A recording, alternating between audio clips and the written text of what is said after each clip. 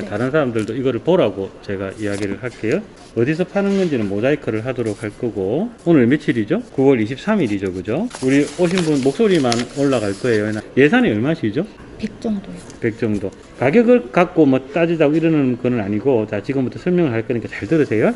그랜저가 나왔다고 그랜저를 사러 갔는데 지금 나온 그랜저가 아니고 그 이전의 그랜저를 추천하는 거라고 생각을 하시면 돼요. 9700을 꽂아놨어요. 앞에 숫자가 9700, 8700 그러면 앞에 숫자는 세대를 뜻하는 거라고 생각하면 돼요. 그거 뒤에 7은 i7을 뜻한다라고 봐도 무방해요. 보면은 9세대의 i7이죠. 9세대의 i7은 이제 단종이 됐죠. 여기서 일단 하나의 문제가 생겼어요. 자, 이쪽에 와보세요.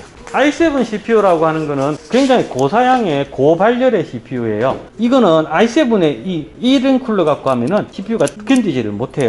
그래서 4제 쿨러로 이런 쿨러, 이런 쿨러, 이런 쿨러, 이것까지는 아니더라도 이렇게 박아주는 거예요. CPU를 시켜주는 쿨러예요. 비교가 안 되겠죠. 이런 쿨러들을 가지고 고성능 작업을 하겠다고 고사양 CPU를 찾는 사람한테 안 되는 거예요. 메인보드가 310이라고 되어 있죠. 이 당시에 메인보드가 310, 360, 365, 390 이런 거는 메인보드 중에서 가장 하급의 메인보드예요. i7이나 이런 거에 쓰지는 않고, 물론 써도 작동은 해요. 작동은 하지만 뭔가 밸런스가 안 맞는 거예요. 그 다음에 여기 보면은 또 그러니까 자 영상을 보시는 분들이 컴퓨터를 구매할 때 조금 도움이 되라고 부품의 어느 특정 브랜드를 이야기하거나 이런 거를 하지는 않아요. SSD도 어느 정도는 중요한 부분인데 SSD가 어느 회사 건지 안 나와 있죠. 삼성인지 WD인지 P&I인지 샌디스코 건지 어디 건지 전혀 브랜드가 없어요. 정말 싸구려 브랜드가 들어갈 수도 있는 거예요. 싸구려는 정말 싸거든요. 뭐 파워에 대해서는 특별하게 이야기를 하진 않겠습니다. 그리고 여기도 보면은 아까 특정 브랜드를 이야기를 안 한다고 하긴 했는데 일단 어디 건지는 안 나와 있어요. 보통은 삼성 거를 쓰거든요. 특별한 경우에 튜닝램을 쓰긴 하는데 이거는 또 그거는 아닌 것 같아요. 모델명이 빠져 있죠. 어느 회사 건지. 그리고 RTX 2060도 브랜드가 빠져 있어요. 컴퓨터를 조립을 하는데 브랜드가 빠져 있는 거는 그러면 케이스도 브랜드 빠져 있어야지. 케이스는 에코라고 뚝 써놨잖아.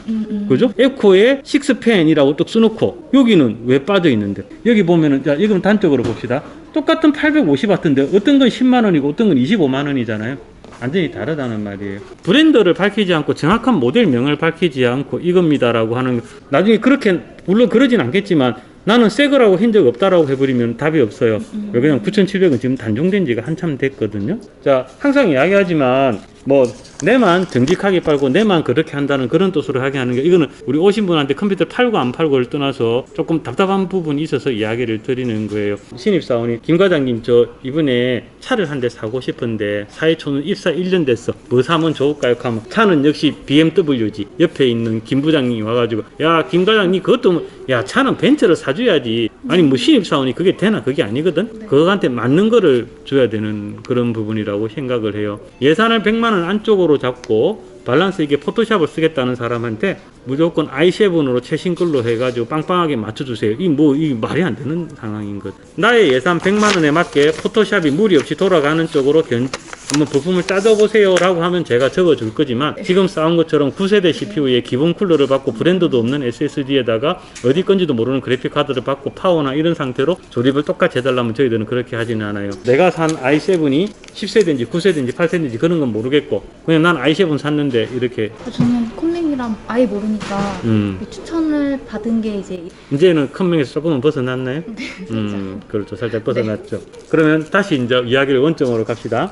추천을 해준 그분도 좋은 마음으로 추천을 해줬겠지만 그분이 컴퓨터를 많이 조립해보고 조합을 많이 해봤을까? 내가 많이 해봤을까?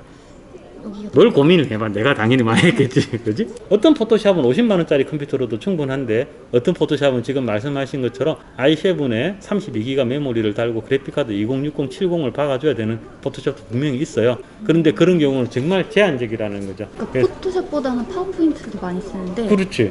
파워포인트가 버벅이면 일이 그 파워포인트가 버벅이는데 i7을 넣을 필요는 없는 거예요.